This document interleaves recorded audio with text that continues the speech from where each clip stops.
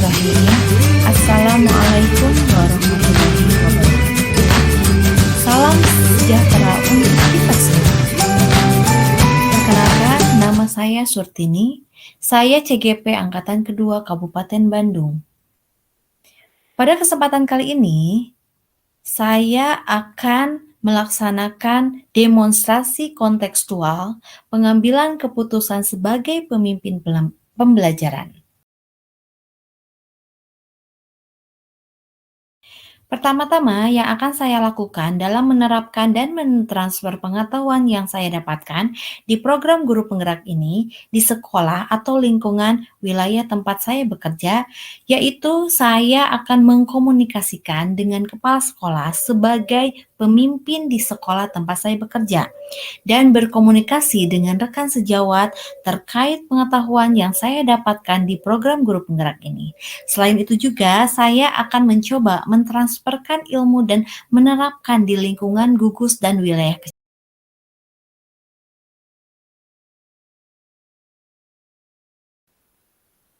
Ada 9 langkah yang dapat kita lakukan dalam pengambilan dan pengujian keputusan, yaitu 1. Mengenali nilai-nilai yang saling bertentangan.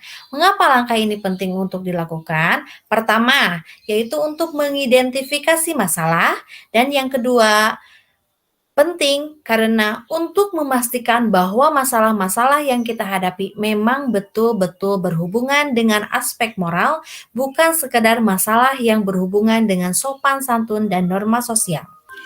Kedua, menentukan siapa yang terlibat dalam situasi ini. Dan yang ketiga, kumpulkan fakta-fakta relevan dengan situasi ini. Proses pengambilan keputusan yang baik membutuhkan data yang lengkap dan detail.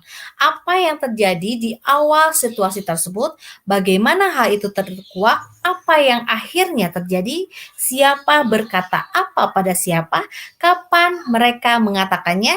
Data tersebut penting karena dilema etika tidak bersifat teoritis, namun ada faktor-faktor pendorong dan penarik yang mempengaruhi situasi tersebut. Sehingga data yang detail akan menjelaskan alasan seseorang melakukan situasi dan bisa juga mencerminkan kepribadian seseorang dalam situasi tersebut. Kita juga harus bisa menganalisis hal-hal apa saja yang potensial yang bisa terjadi di waktu yang akan datang. Langkah keempat yaitu pengujian benar atau salah. Pertama, uji legal. Uji legal yaitu keputusan yang harus diambil dalam situasi adalah pilihan antara mematuhi hukum atau tidak. Dan keputusan ini bukan keputusan yang berhubungan dengan moral. Uji regulasi atau standar profesional. Bila situasi yang dihadapi adalah dilema etika dan tidak ada aspek pelanggaran hukum di dalamnya, mari kita uji apakah ada pelanggaran peraturan atau kode etik di dalamnya. Ketiga, uji intuisi. Langkah ini mengandalkan tingkatan perasaan dan intuisi Anda dalam merasakan apakah ada yang salah dengan situasi ini. Keempat, uji publikasi. Apa yang akan Anda rasakan bila keputusan ini dipublikasikan di media cetak atau elektronik dan menjadi viral di media sosial? Langkah kelima, uji panutan atau idola. Dalam langkah ini, Anda akan membayangkan apa yang akan dilakukan oleh seseorang yang merupakan panutan Anda, misalnya ibu Anda. Tentunya di sini fokusnya bukanlah pada ibu Anda, namun keputusan yang kira-kira akan beliau ambil, karena beliau adalah orang yang menyayangi Anda dan orang yang sangat berarti bagi. Langkah kelima, yaitu pengujian paradigma benar lawan benar. Dari keempat paradigma berikut ini, paradigma mana yang terjadi di situasi yang sedang Anda hadapi? Pertama, paradigma individu lawan masyarakat. Kedua, paradigma rasa keadilan lawan rasa kasihan. Ketiga, paradigma kebenaran lawan kesetiaan. Keempat, paradigma jangka pendek lawan jangka panjang. Pentingnya mengidentifikasi paradigma ini bukan hanya mengelompokkan permasalahan, namun membawa penajaman bahwa situasi yang Anda hadapi betul-betul mempertentangkan antara dua nilai-nilai inti kebijakan yang sama-sama penting. Langkah keenam yaitu melakukan prinsip resolusi. Ada 3 prinsip penyelesaian dilema. Mana yang akan dipakai? Pertama, prinsip berpikir berbasis hasil akhir. 2, prinsip berpikir berbasis peraturan. Dan yang ketiga, prinsip berpikir berbasis rasa peduli. Langkah 7 yaitu investigasi opsi trilema. Dalam pengambilan keputusan, seringkali ada 2 pilihan yang bisa kita pilih. Terkadang kita perlu mencari opsi di luar dari 2 pilihan yang sudah ada. Kita bisa bertanya pada diri kita, apakah ada cara untuk berkompromi dalam situasi ini?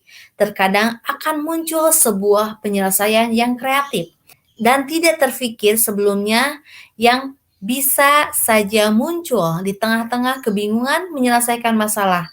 Itulah yang dinamakan investigasi opsi trilema. Langkah yang kedelapan yaitu buat keputusan. Akhirnya kita akan sampai pada titik di mana kita harus membuat keputusan yang membutuhkan keberanian secara moral untuk melakukannya. Dan langkah yang kesembilan yaitu lihat kembali keputusan dan refleksikan.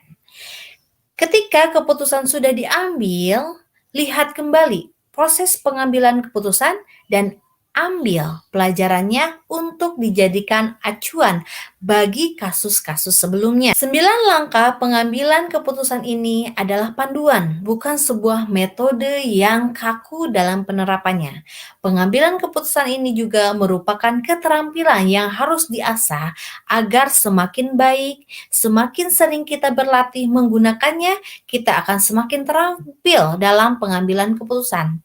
Hal yang penting dalam pengambilan keputusan adalah sikap yang bertanggung jawab dan mendasarkan keputusan pada nilai-nilai kebijakan universal.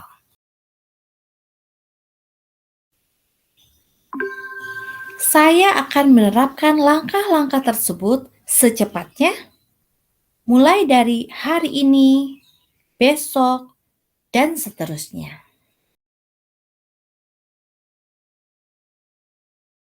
Yang akan menjadi pendamping dalam menjalankan pengambilan keputusan sebagai pemimpin pembelajaran, yaitu kepala sekolah sebagai pimpinan di sekolah saya dan komunitas praktisi di sekolah, yaitu guru-guru SDN Cilenyi 3. Demikianlah demonstrasi konseptual pengambilan keputusan sebagai pemimpin pembelajaran yang telah saya lakukan. Semoga bermanfaat. Billahi taufiq wal hidayah. Wassalamualaikum warahmatullahi wabarakatuh.